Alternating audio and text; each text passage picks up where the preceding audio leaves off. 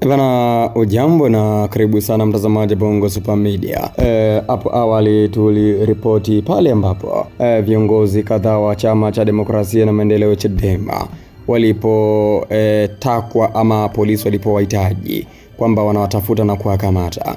Ni kweli jeshi la polisi waliwakamata, na tukaripoti kwamba viongozi hawa wa chama cha demokrasia na maendeleo Chadema wamekamatwa, kuwepo Godbless Lema, John Heche, Boniai na wengineo. Sasa taarifa imeweza kutufikia hivi punde kuhusiana na viongozi hawa. Kwanza, kama bado subscribe ili uwe mtu kwanza kupata video mbalimbali kutoka hapa Bongo Super Media, na bila kupoteza muda. Taarifa inasema hivi: viongozi kadhaa wa chama cha demokrasia na maendeleo Chadema waliokuwa wameshikiliwa na jeshi la polisi wakiongozwa na makamu mwenyekiti wa chama cha demokrasia na maendeleo Chadema John Heche wameachiwa huru kwa dhamana leo Novemba 10 mwaka wa 2025. Taarifa zilizotufikia zinaeleza kuwa viongozi hao waliokuwa wakishikiliwa vituo mbalimbali vya polisi nchini wameachiwa katika kituo cha polisi cha Oysterbay jijini Dar es Salaam.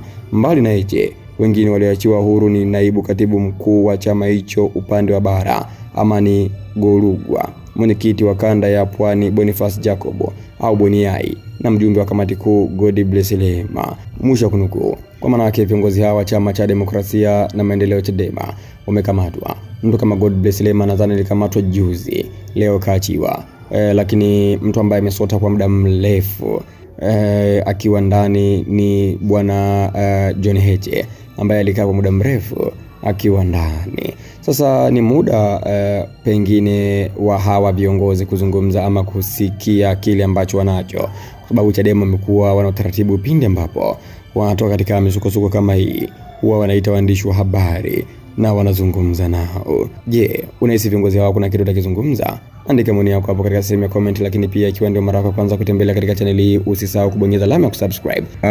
Na bila kusahau, viongozi hawa wameachiwa kwa dhamana.